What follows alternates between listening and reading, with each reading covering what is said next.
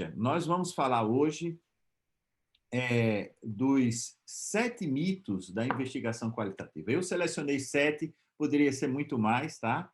Mitos da investigação qualitativa.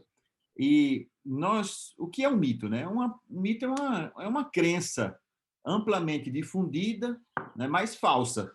Um mito é algo falso, tá? É uma fábula, é uma fantasia, tá? É uma notícia falsa, é ilusão.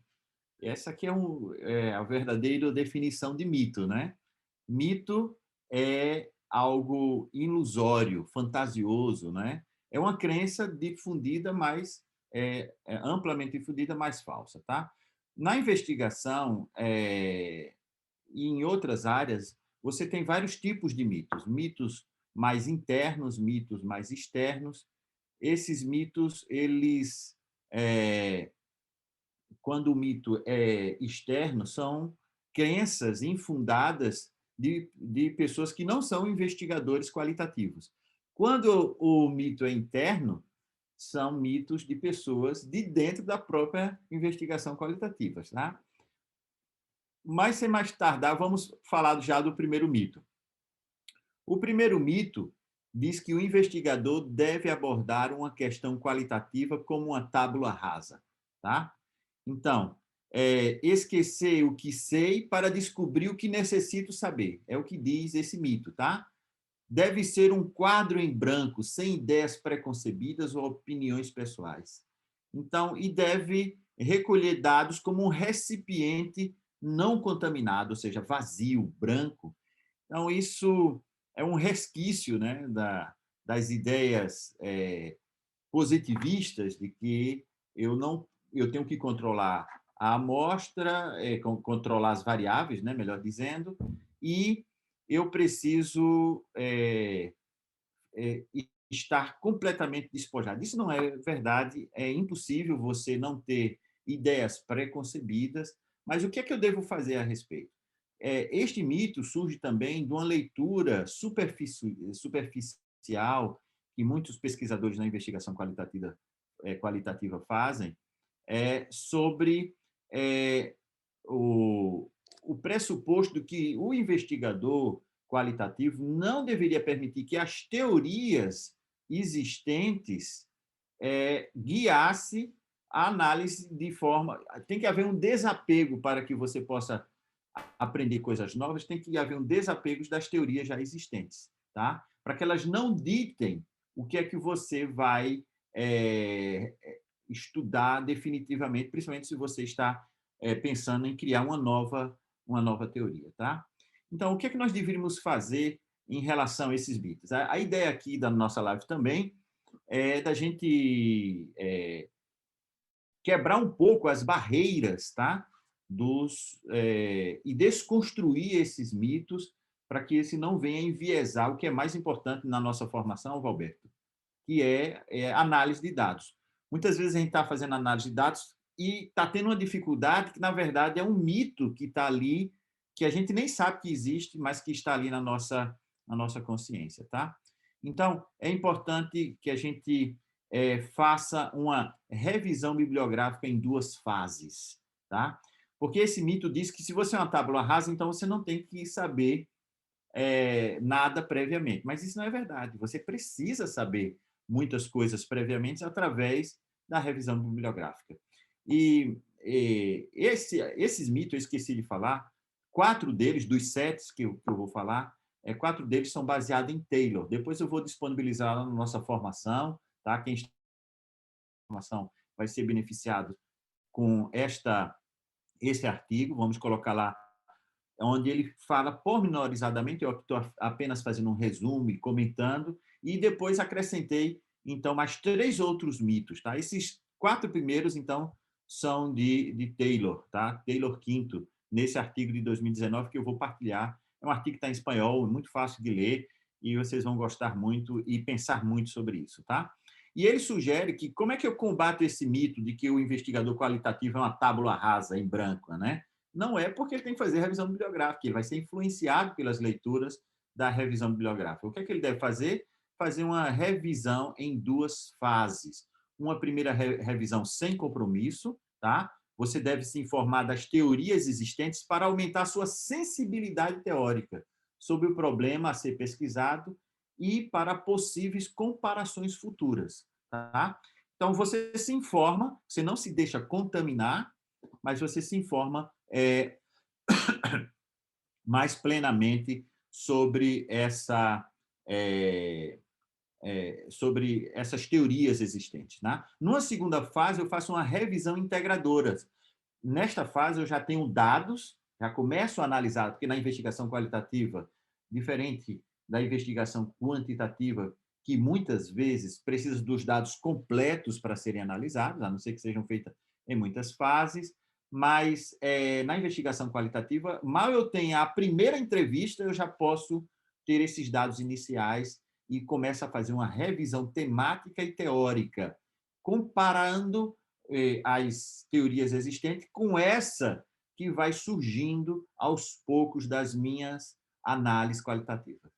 Tá? Isso é muito importante, vocês estão acompanhando o curso, tá?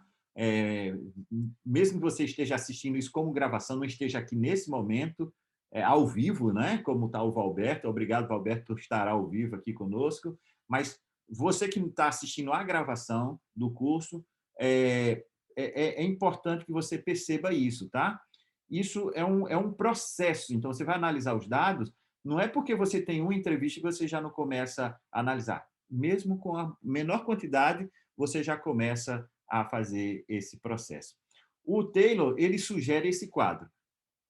Eu não traduzi, o espanhol aqui é bem simples, eu traduzo rapidamente para você. Então, aqui em cima, você tem a teoria existente, que você detectou naquela primeira fase, que é a fase da revisão sem compromisso para aumentar a sua sensibilidade teórica. Tá?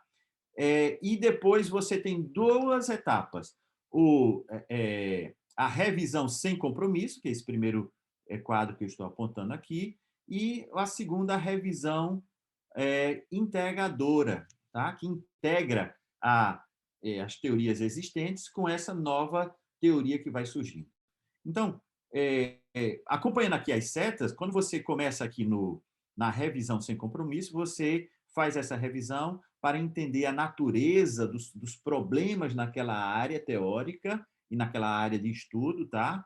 E aumenta a sua sensibilidade teórica, tá? Sua sensibilidade teórica. Depois você vai para uma próxima fase, já com os dados, você começa a recolher dados iniciais e aí começa a emergir dessa leitura desses dados uma teoria, tá? E essa leitura vai tornando-se cada vez mais de uma teoria emergente para uma teoria substantiva, ou seja, substantiva no sentido de que existe algo real, independente da teoria já existente. Veja, na investigação qualitativa, nós somos indutivos, majoritariamente, e não dedutivos. Embora que isso é um outro assunto, podemos falar um outro dia, também podemos ser dedutivos. Então, eu tenho uma teoria mais substantiva, e aí eu começo a fazer um processo de integração. Tá? Essa revisão integrativa em duas fases, tanto uma fase temática como uma fase teórica. Essa fase temática tem a ver com os temas que vão emergindo da leitura dos seus dados, daqueles dados iniciais. Muito importante para as técnicas que nós vamos ensinar. Atenção, você está acompanhando o nosso curso fielmente. Essas técnicas vai te ajudar a começar a surgir as dimensões de análise. Tá? De onde é que o pesquisador encontra, então, inspiração? Né? Vai encontrar inspiração tanto na revisão da sensibilidade teórica, das teorias já existentes, quanto na recolha desses dados, na análise que emerge, né, nas dimensões temáticas. Então, eu estou falando ainda dessa primeira fase aqui, desse processo de investigação qualitativa, que eu comparo a teoria existente com essa nova teoria, que pode chegar a apoiar a antiga, confirmando-a, e aí, nesse caso, seria dedutivo, né, e não indutivo, pode agregar novas dimensões e pode modificar completamente ou parcialmente a teoria existente. E aí eu tenho uma integração teórica. Veja, eu tenho um processo aqui. Então, o investigador não é uma tábua rasa, ele precisa de ler, né? Todos os investigadores precisam de ler e ler bastante, mas o investigador qualitativo, mais ainda, ele precisa ler de forma aprofundada. Bem, o segundo mito. Eu não sei se todos entenderam aqui, antes de passar para o segundo mito, podem colocar aí nos comentários, tá? Ou colocar aqui no bate-papo aqui do Zoom, quem está aqui ao vivo. Mas se você não estiver ao vivo, estiver assistindo essa gravação, por favor, coloque seus comentários. A nossa equipe aí, o João Pedro Vieira, vai ter todo o gosto, então, de responder a vocês. E também aqui no canal do YouTube, que vocês estão assistindo a nossa transmissão, tá? Por favor, se tiver alguma, João Pedro, algum comentário aí no bate-papo, por favor, avise, nós teremos todo o gosto de interromper, tá? Para que possa responder, porque o objetivo aqui é justamente a interação, e terei todo o gosto em responder as dúvidas, tá? Então, não havendo, já fiz aqui compassozinho de espera, vamos para o segundo mito. O segundo mito tem a ver que diz assim: os resultados da investigação qualitativas não são generalizáveis, tá? E chega-se mesmo a dizer que talvez nem seja ciência a investigação qualitativa, né? Porque não é possível generalizar, então, portanto, isso é bruxaria, né?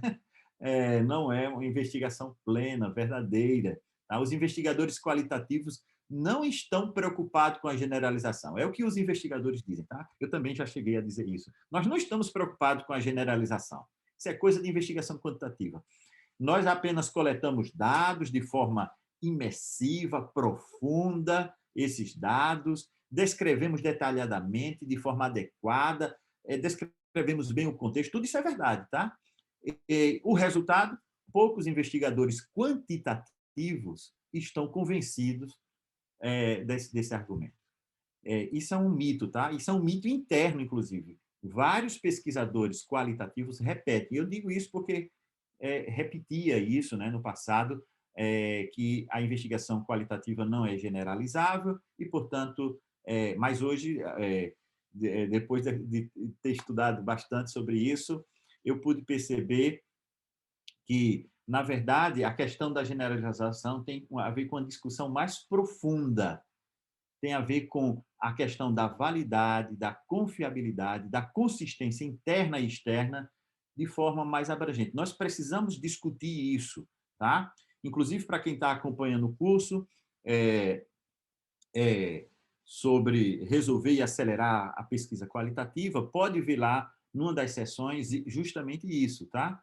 Onde eu comparo as ideias de precisão, aplicação, consistência e neutralidade da investigação quantitativa com a investigação qualitativa, né?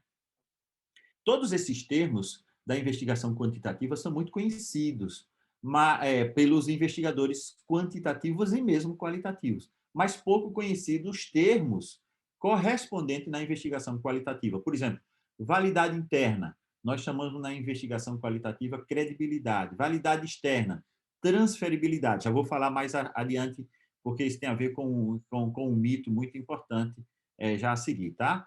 Depois, consistência, tem a ver com fiabilidade da investigação quantitativa e confiabilidade na investigação qualitativa.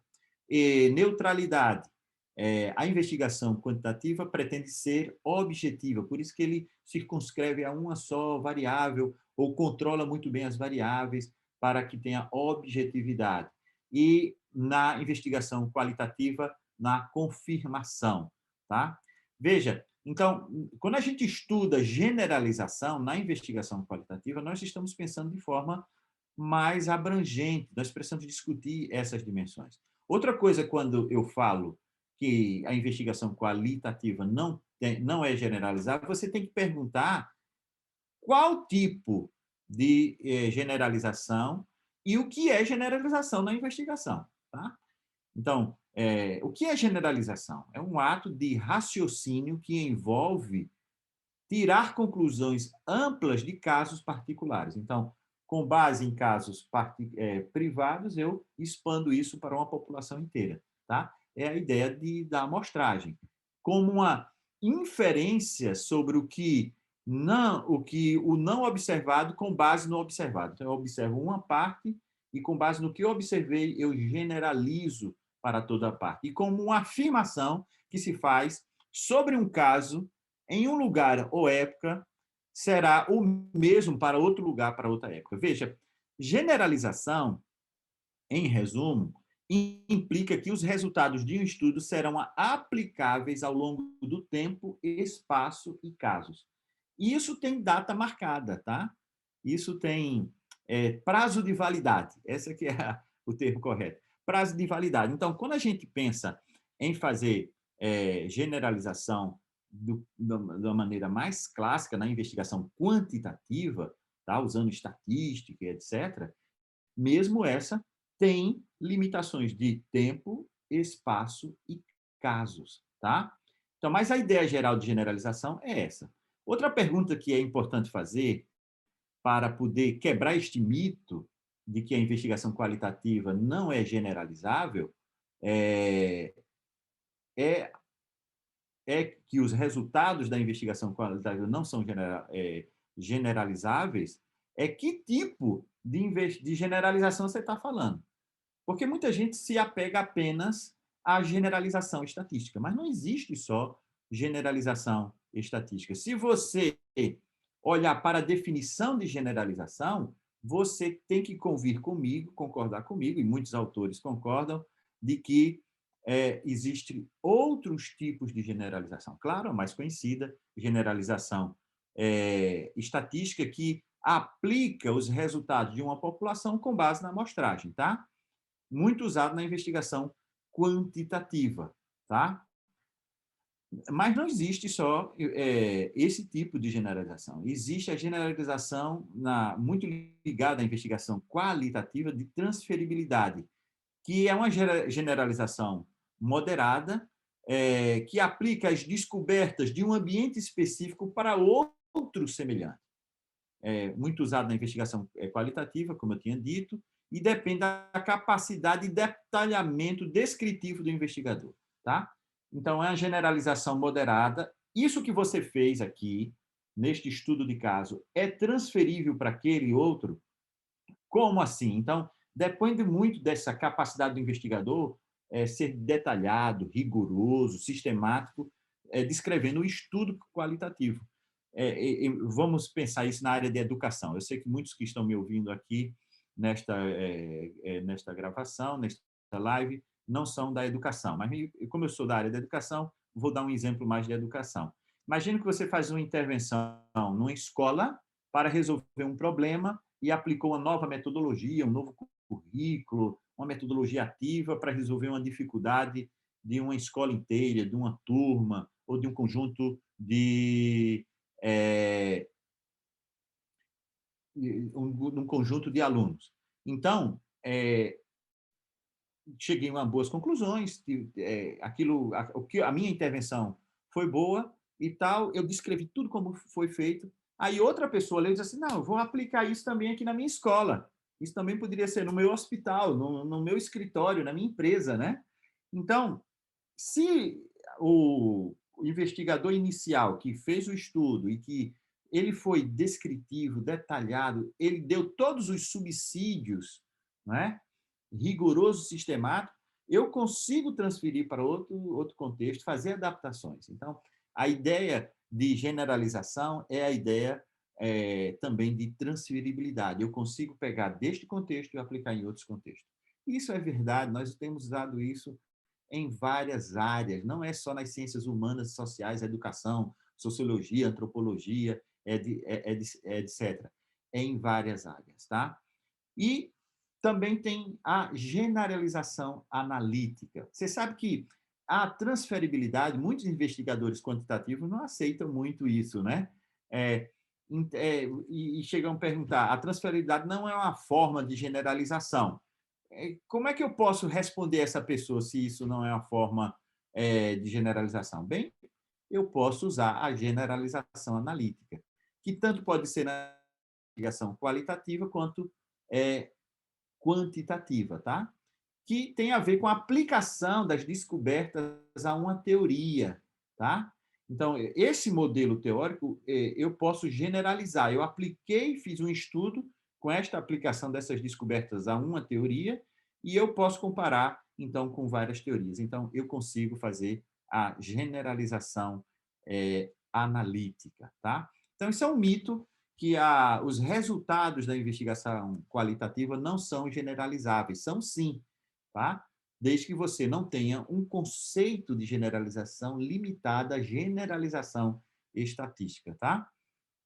Mas vamos aprofundar outro. Eu não sei se tem alguma pergunta, João, aí do nosso público no YouTube ou aqui mesmo no Zoom, tá? Teremos todo gosto de interromper a qualquer momento. Bom, vamos para o terceiro ponto. A qualquer momento, já sabem, podem interromper e a gente pode interagir. O terceiro mito tem a ver com os grupos focais, se forem usados em pesquisas qualitativas, devem seguir critérios formalmente estabelecidos, né? Então, existe esse mito em torno dos grupos focais, que eles devem seguir um plano rígido, né? Deve ser de 6 ou 7 membros, para que o pesquisador tenha domínio sobre todos, dê a oportunidade de todos falarem. Se for um grupo muito grande, não dá.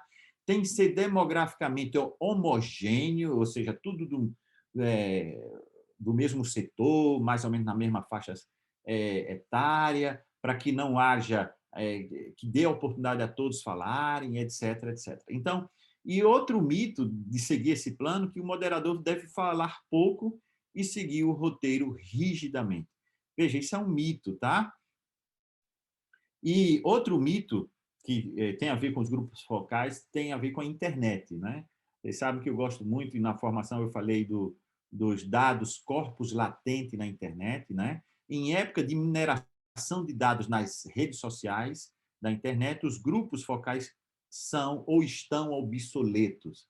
Já não preciso fazer grupos focais porque nas redes sociais tem lá muito mais pessoas dando a sua opinião e interagindo, então eu posso obter de forma mais plena a informação de um grupo de pessoas. Isso não é nada mais falso do que isso, tá? Veja, os grupos focais continuam e continuarão sendo uma estratégia de triangulação de dados. Por que a gente quer falar com várias pessoas ao mesmo tempo, se eu posso falar uma de cada vez, né? Tem vantagens quando a gente faz a chamada entrevista individual. E tem vantagens e desvantagens quando a gente faz grupos focais, tá? Quando eu faço entrevista com grupos focais, eu estou pensando na triangulação desses dados. É muito importante que o que um diz interfere no que o outro diz, porque eles estão ali sincronamente, né? Seja presencial, seja online, né? Os grupos focais atualmente podem ser feitos, sempre puderam, né? Desde que houve internet, Zoom e tudo, online também presencialmente, tá?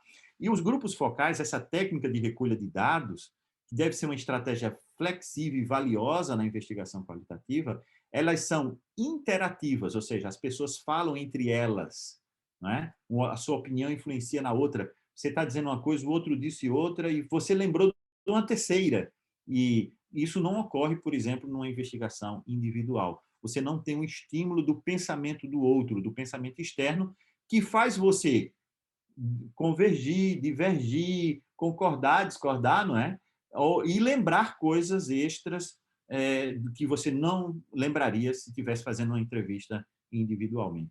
E ela é interativa, né? Ela é interativa e iterativa, né? São dois conceitos, um com N e outro sem N. O com o N tem a ver com a interação das pessoas, né? E o iterativo tem a ver com ciclos, né? Eu repito e passo a pergunta quando eu estou no terceiro, o quarto já lembrou de outra coisa e tal, e complementa as ideias. Quem já fez grupo focal sabe, e não é fácil ser um moderador no grupo focal. Esse moderador, ele é um mito, achar que ele deve falar pouco. É claro que ele deve interferir, tá? Conduzir a conversa, ele deve dinamizar tudo isso. E ele não é necessariamente a pessoa que fala menos no grupo focal, tá? E sobre a homogeneidade, outro mito, ele não precisa ser homogêneo. Existem vantagens e desvantagens em grupos focais homogêneos e heterogêneos, tá? Homogêneos pode igualar as pessoas, eles se sentem confortáveis, porque todos estão no mesmo nível. Imagine, vou agora exagerar, colocar um grupo focal de médicos, todos médicos, e aí eu coloco um pedreiro, né? E todos falam numa linguagem bem médica e o pedreiro vai falar de construção, né? São coisas importantes também, mas os médicos não vão entender nada de construção e vice-versa, né? Então, existem vantagens e desvantagens. Já no grupo heterogêneo, eu consigo, então, cruzar ideias diferentes de forma interativa e iterativa, né? Cíclicas. Então, os grupos focais não precisam obrigatoriamente ser demograficamente homogêneos, de 6 a 8 pessoas, e a internet, pelo contrário, tem trazido uma possibilidade a mais de tudo isso.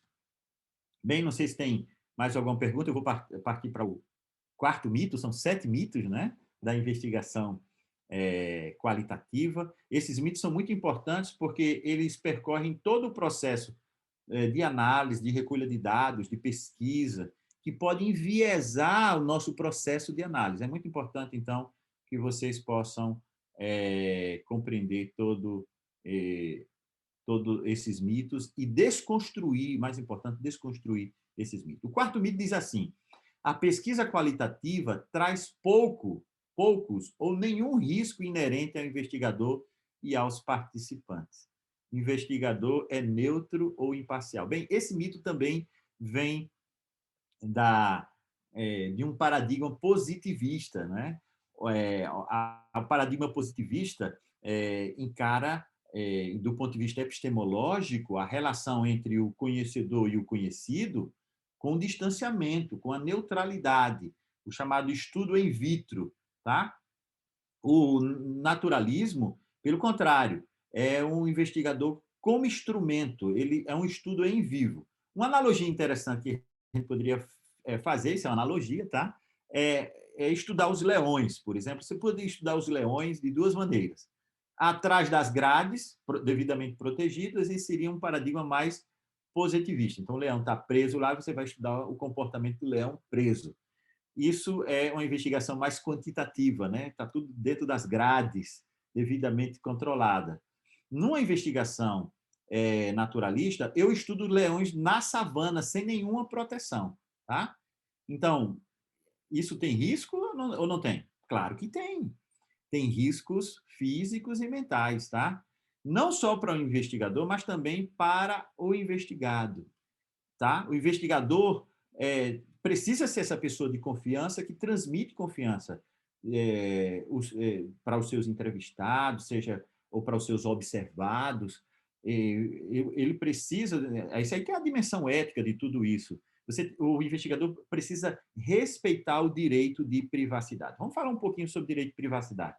Que está consagrado não só na lei, essa dimensão ética, não é? Da privacidade, do anonimato, tá? Dos nossos participantes, dos participantes da investigação qualitativa, aqueles que se dispõem a dar sua opinião, de ser observado, da pessoa entrar na sua casa, na sua tribo, né? Você está fazendo antropologia, educação, a tribo na educação é a sala de aula, né? É a escola.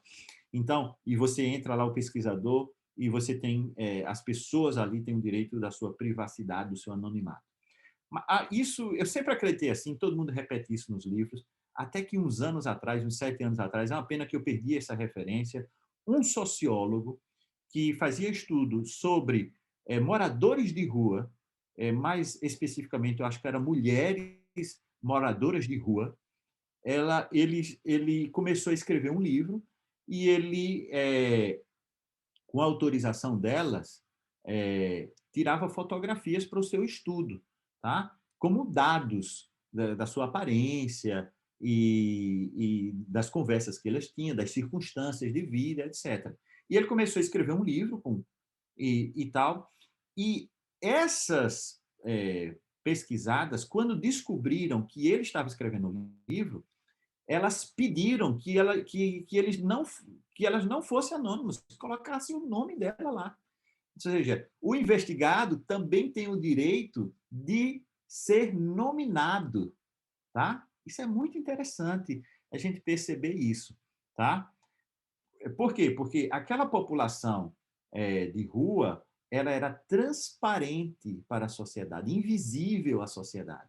E elas viram ali no trabalho daquele sociólogo, de um livro, com fotografias, de dar as caras, de dizer para a sociedade: eu existo, eu estou aqui na rua, entende? Então, como é que fica? Elas também têm um direito, não é, de ser visível, e elas fizeram questão: não, eu quero que a minha foto apareça no livro, o meu nome apareça no livro.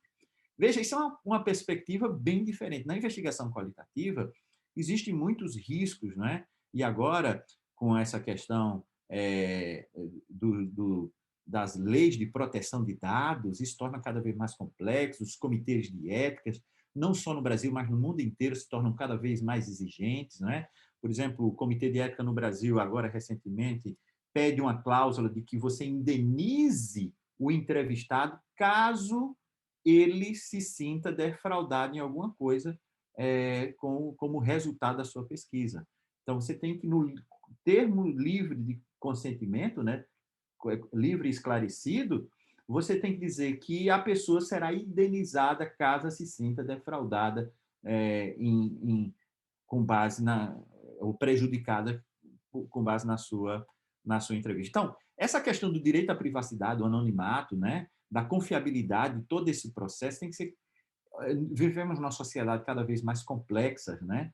E isso, em muitas áreas de pesquisa que não eram tão fortes, por exemplo, na área de saúde, isso sempre foi muito forte. Tanto é que a plataforma Brasil, que é a plataforma onde nós submetemos os projetos para os comitês de éticas das universidades e etc., é uma plataforma desenhada pela área de saúde, essencialmente, né? E a área de educação usa, por exemplo, outras áreas usam a plataforma Brasil, inclusive com alguns inconvenientes em termos metodológicos ali, como, por exemplo, ter que definir hipótese. Na investigação qualitativa, nós geralmente não definimos hipóteses ou tentamos evitar o uso do termo hipótese. Bem, esse é o quarto mito da pesquisa ou da investigação qualitativa. Tá? É importante que a gente possa compreender essa profundidade de todas essas dimensões éticas e dos riscos inerentes da investigação qualitativa, tanto para o pesquisador, riscos físicos e mentais, tá? Ou você acha que é fácil ir entrevistar pessoas em risco, risco alimentar, por exemplo, ou um pesquisador entrar numa favela, um sociólogo, um antropólogo, e emocionalmente aquilo é forte, e existe um risco para a saúde mental do pesquisador também e dos seus pesquisados, tá bom? Então, é um mito que esse quarto mito. Vamos falar do quinto mito. Não sei se tem alguma pergunta antes de nós avançarmos. Vamos para o quinto mito, então, da investigação qualitativa não tem. Eu acho engraçado isso, né? Investigação qualitativa só trabalha com textos. É bem verdade que a investigação qualitativa só tem dados não numéricos e não estruturados, textos, imagens, áudios e vídeos. Né? Quando a investigação qualitativa surge de maneira mais sistemática nas universidades ocidentais, nesses últimos 30, 40 anos, e ainda hoje, toda a análise, agora nós vamos aprofundar na formação mais ainda, cada vez mais, de forma bem esmiuçada, a análise de dados, o texto ainda é o rei, tá?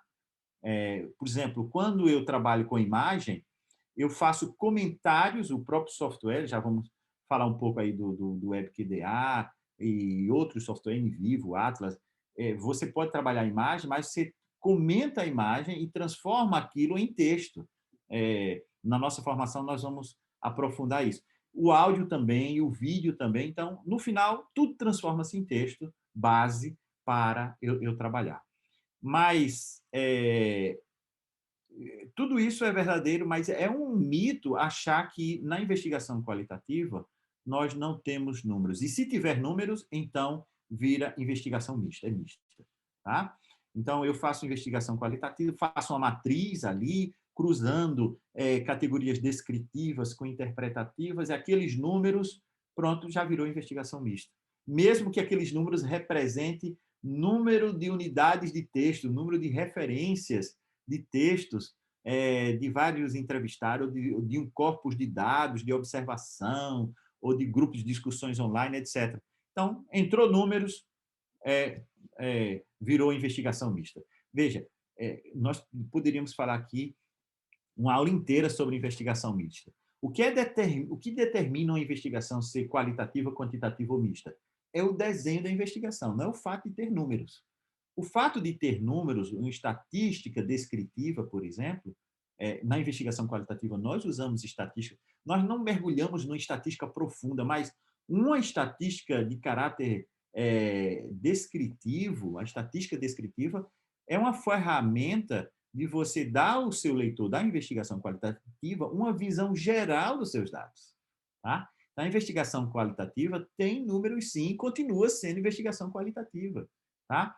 É só uma maneira de você expressar. Vou dar um exemplo bem concreto. Imagine que você fez um sistema de análise, né? Ou um sistema de dimensões, categorias, subcategorias, e você quer dar uma visão geral de qual categoria tem uma maior densidade de codificação, ou de unidades de texto, ou de pessoas que falam determinada dimensão. Quando você mostra isso, você mostra através de estatística descritiva. Claro que você não vai ficar preso, isso é uma primeira fase. Eu saio do geral para o específico. Eu vou ampliando o meu processo de análise qualitativa. Tá? Então, nesse processo, eu tenho uma primeira visão mais geral, mostrando uma estatística descritiva, depois eu saio descritivamente, agora de forma textual, mostrando o caso. Isso tem a ver com a escrita. Nós vamos ter uma sessão sobre como é que escreve na investigação qualitativa. Não é da mesma maneira, com a mesma linguagem, com a mesma sequência de ideias, só para não deixar no ar. Por exemplo, na investigação quantitativa, você escreve muitas vezes os resultados e a discussão dos resultados você coloca numa seção à parte. É possível fazer isso sem muitas perdas. Mas na investigação qualitativa, geralmente fazemos isso junto. A descrição dos resultados e a apresentação dos resultados e a discussão dos resultados de forma articulada, triangulada, para que eu já vá caminhando junto com o meu leitor. Senão ele vai ficar com uma sensação de que você está repetindo as coisas. Não é? Isso tem a ver com a linguagem na escrita. Então, investigação qualitativa não tem números? Não, tem sim. É possível fazer investigação qualitativa mesmo que você esteja usando estatística para apresentar os dados, que por trás tem textos. Atrás de cada número, você tem que deixar bem claro que aquele número ali, seja um número percentual, seja um número de frequência, um número absoluto, por trás tem um texto, tem textos, tem pessoas, tem discursos, tem opiniões, etc., etc., que você vai interagir com tudo isso para que isso possa ser analisado de forma mais descritiva e mostrando exemplo dessas falas e etc. Bem, é isso. Nós podemos discutir muito mais coisas sobre investigação qualitativa e essa sua relação com números. Só relembrando, para ser investigação mista, ela precisa ter um desenho de investigação misto verdadeiramente. Mas isso é tema para uma outra aula, para uma outra discussão, para uma outra live, quem sabe, para nós falarmos juntos sobre isso. Sexto mito da investigação qualitativa, que o nosso tempo já está bem esgotado. A previsão da nossa live é em torno de 50 a 60 minutos, nós já vamos aí com um tempo bem avançado. Sexto mito diz assim, não é possível fazer investigação de forma rigorosa e sistemática na investigação qualitativa, tá? Não é possível fazer na investigação qualitativa. Investigação qualitativa é mera opinião com base no que as pessoas dizem. Com base em opiniões, não se pode fazer ciência. É muito subjetivo, e essa subjetividade não é ciência plena. Tá? Isso é uma acusação muito forte, não é? Na verdade, isso tudo está desmistificado, mas você sabe que existem pessoas que não acreditam que na investigação qualitativa nós podemos ser sistemáticos e rigorosos e ter conclusões lógicas bem fundamentadas.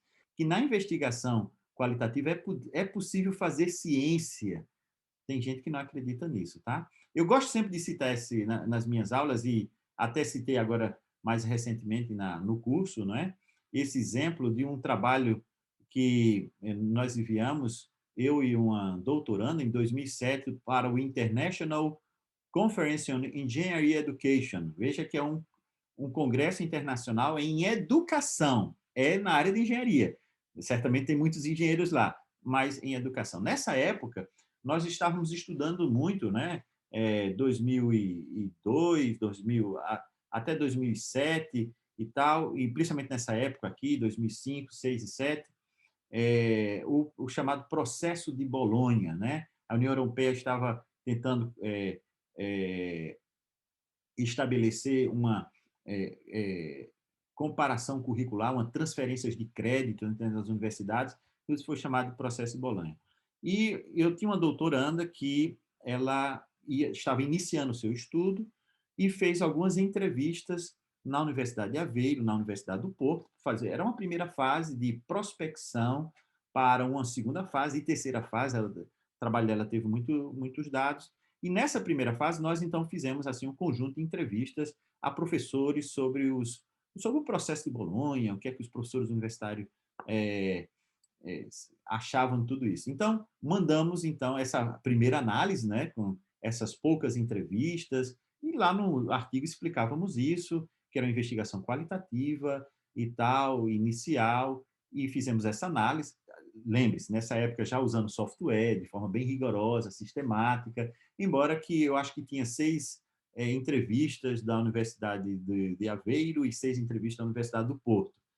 E aí, um dos avaliadores, esse artigo acabou sendo aceito, tá? O outro avaliador elogiou o artigo e tudo, nós contra-argumentamos esta opinião, e o artigo foi publicado no International Conference on Engineering Education. Então, esse argumento diz assim, olha, o artigo, está aqui em inglês, eu não quis traduzir, eu vou aqui ler rapidamente para vocês. O artigo não apresenta qualquer resultados estatísticos e análise baseada em questionário distribuído entre os professores universitários.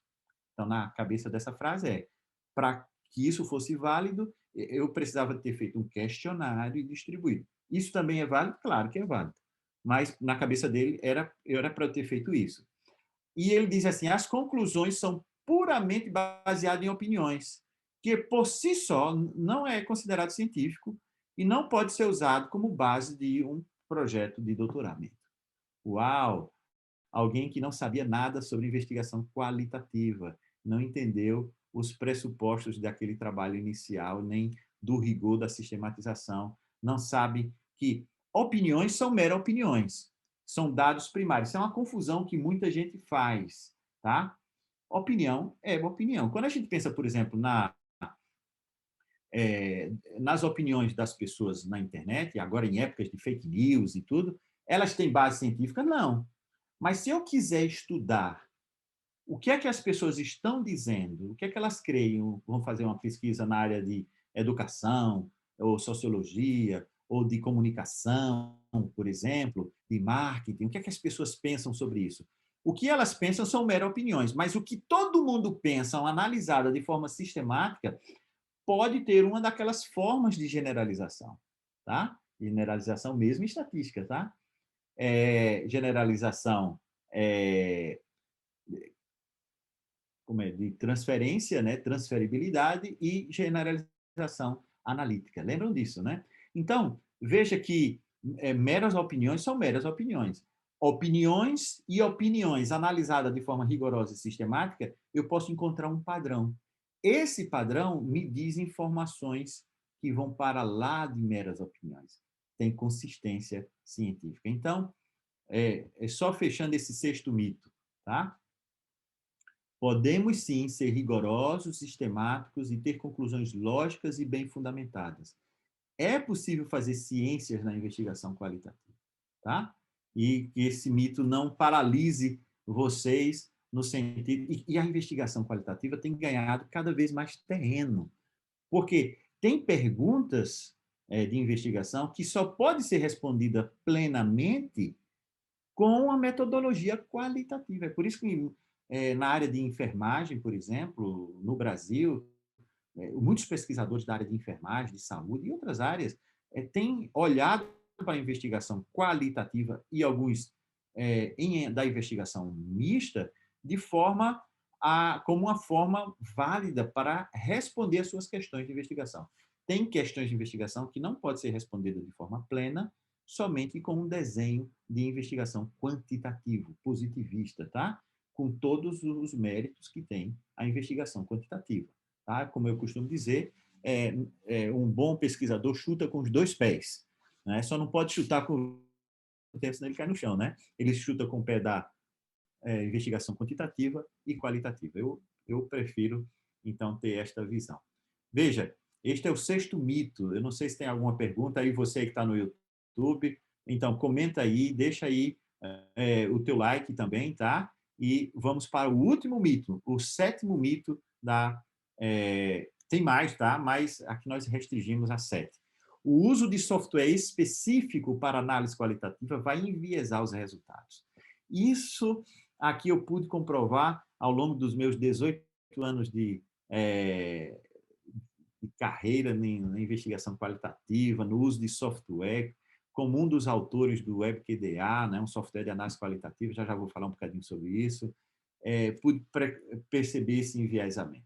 Eu me lembro, e eu gosto de contar essa história, de uma formanda, naquela época a gente dava formação presencial, né, com muitos alunos ali presencialmente, ali na Universidade de Aveiro, em Portugal, e uma aluna que fez toda a formação e que depois, no último dia de formação, eram 4 dias intensos de formação durante um mês, e ela mostrou entusiasmada o software. Nessa época, não existia o WebQD ainda dava formação no NVivo, eu sempre fui 10 anos, mais de 10 anos, formador do NVivo, tá? E depois é que nós, em 2010, criamos o WebQDA em parceria com empresas de programação, com a universidade, etc, etc. E ela veio com a triste notícia da sua orientadora dizendo: não, olha, você vai fazer como eu fiz, né?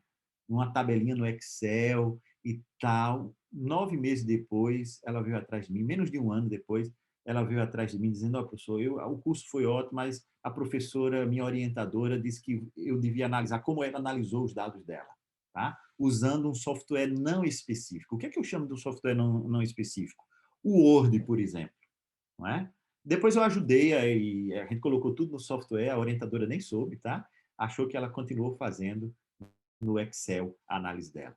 Então, veja, aqui, ó, era assim que nós fazíamos. Aqui, nessa primeira imagem aqui, onde eu estou apontando, eu já tenho um software, né? Aqui foi impresso num papel A3, né? Com essa margem grande aqui para a pessoa escrever e com letras bem e tal. Já tem um software, o Word, tá?